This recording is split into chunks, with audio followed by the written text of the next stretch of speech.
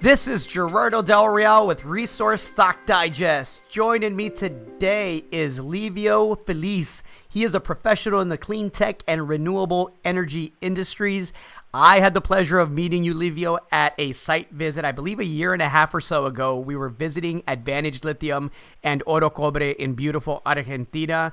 We've had a chance to chat several times since then. You're new to the show. Thank you so much for taking the time today. Hi, Geraldo. Thank you so much for having me. And yes, it's been 1 year since we met in Argentina, and what a year it's been.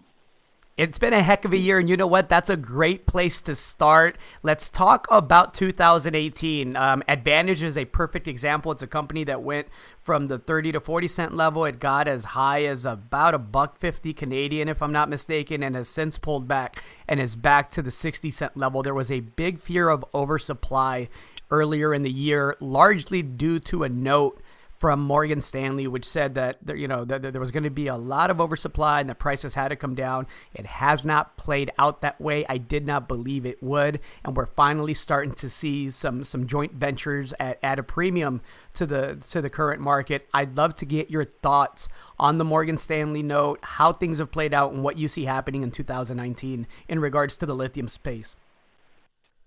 Yeah, I think even if we take a step back before the Morgan Stanley report was issued in Q1 2018, 2016, 2017, we've seen a huge bubble emerge in the lithium exploration space, and everybody was heading down to Argentina and grabbing all these land claims, etc. With that, there was an opportunity, obviously, for this bubble to burst. So there was a lot of overinflated companies in the market, so that did need to go away, and I feel like the plus that's come out of all of this is that a lot of these juniors have been flushed out, and a lot of the strong ones are still standing. Yes, obviously they've gone beat up pretty hard, but nonetheless now might be a good buying opportunity for the higher value junior plays. Regarding the Morgan Stanley and the fear of oversupply, I think on paper it's pretty easy to calculate how you can reach a point of oversupply in the market over the next couple of years. But in reality, having been in this for a number of years now, we've seen the same situation occur in 2015 or 2014, 2015, when there was supposed to be an oversupply, and then fast forward a couple of years, and there's only been an incremental amount of new supply come online. When we look forward, or just even this year, I mean, we've seen some of the plays in Argentina really struggle to ramp up. We've seen projects such as some of the other ones in Argentina be delayed or deferred. And then we've seen the Chinese also struggle to bring on conversion capacity.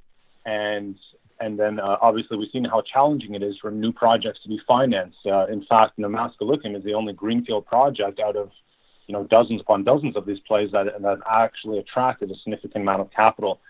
So for a number of reasons, I think it's pretty clear that this fear of oversupply is nothing more than a thought or a fear. It's not reality.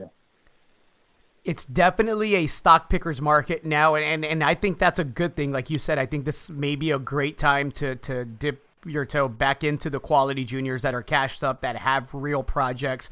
I'm fully biased on Advantage Lithium. I'm a shareholder. There are sponsors on the website, and I think it's a prime takeout target. But what do you see developing in 2019? You're an expert in the energy storage space. Obviously, lithium plays a part there.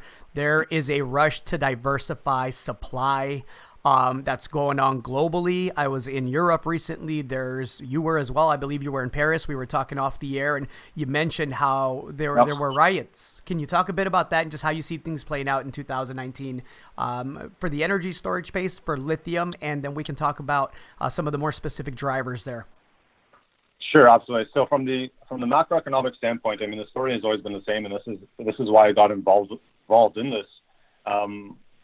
I've been in the stationary battery storage market for the past 6 years now or so, and it's just been an emerging trend. And now we've definitely hit the tipping point, and not just the tipping point on stationary storage, but also on electrification of the automotive space or the transportation space as a whole. On one side, a lot of the focus is on automotive and what the big automotive players in Germany and America and Japan and China are doing.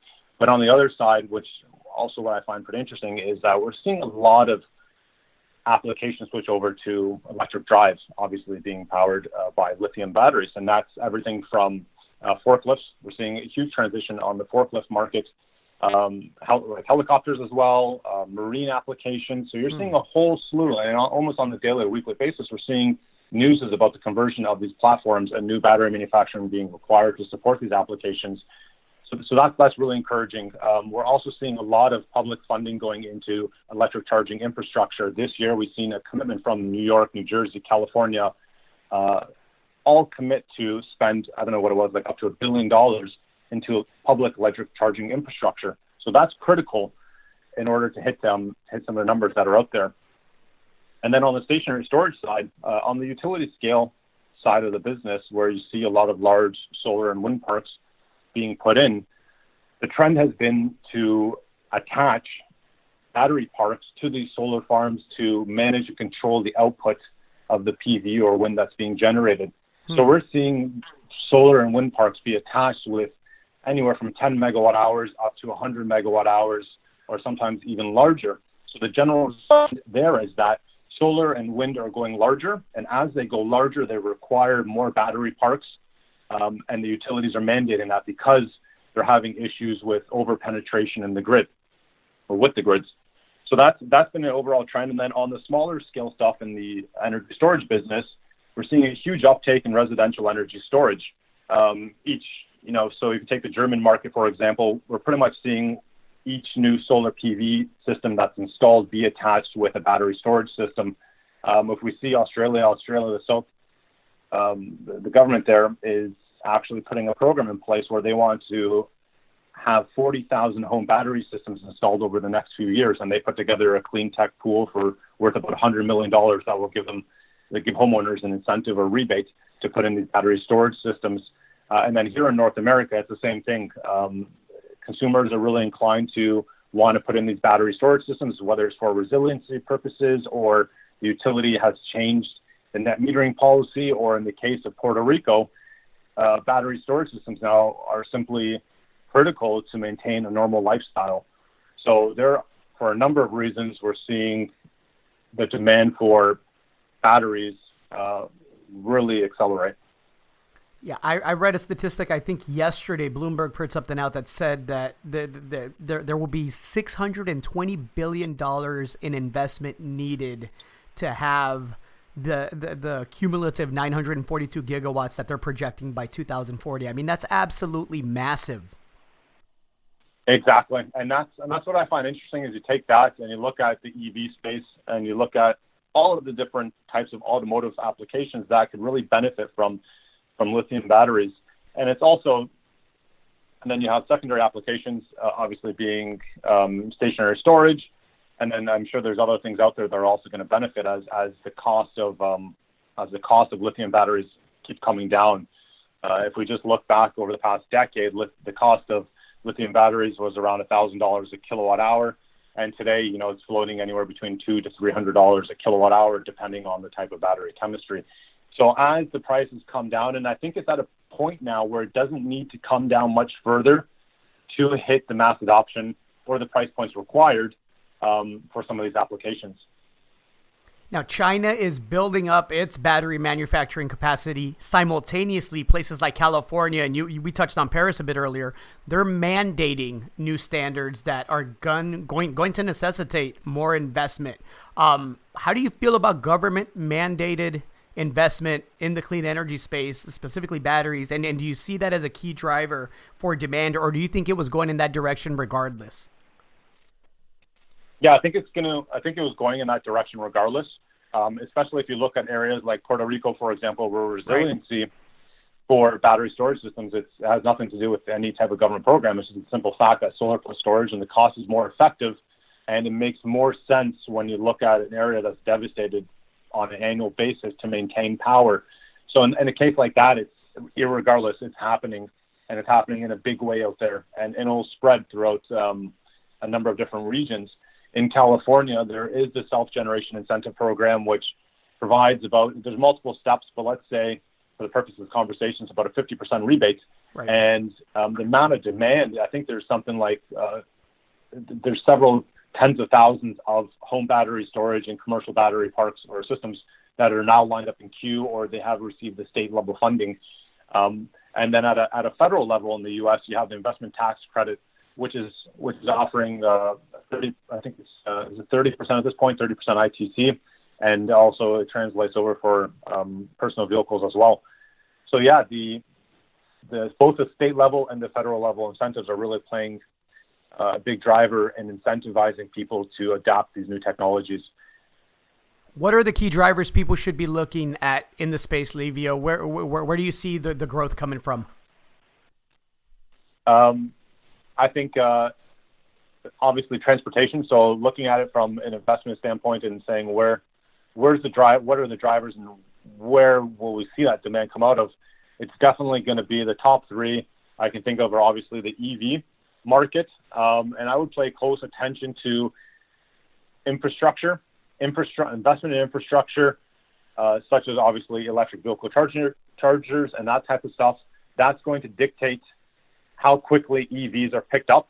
The second one I would focus on is stationary energy storage, at least for the next couple of years, and pay attention to the headlines about what's happening with solar and wind parks and home battery and commercial battery systems, and what's happening in Australia, in Germany, and in North America, and in Japan in these markets. That's pretty critical. And then the third one I like personally is, and has significant upside, is the mass transit market. We've already seen some of the cities in China convert over to electric drive, and that represents a huge amount of potential uptake for lithium batteries. And if you look at the rest of the world and what opportunity there is when we convert over the public transit fleets and then also the school bus fleets, consider that in North America alone, there's something like 500,000 yellow school buses. So at what point as a society do we get off of these diesel-powered buses and switch over to electric drive? Fascinating stuff, Livio. How can people? I've been reading your material for years. I'm so glad you took the time, and thank you. How can people get a hold of you? How can people get exposure to the quality work that you do in the space? Yeah, absolutely. So they can find me on Twitter, and I usually put out my thoughts and post some comments and that type of stuff on Twitter. They can also follow me on Seeking Alpha. I have a pretty extensive library of documents that I've put up over there, and then you can also find my stuff on Blackwall Metals in China, Renewable Energy World here in North America, and that's it. Fantastic. What's that Twitter handle? Is it at Livio Filice? Is that correct? Yeah, nice and simple. I like it. Livio, thank you so much for your time. I really appreciate it. Geraldo, thank you so much for your time. Appreciate it.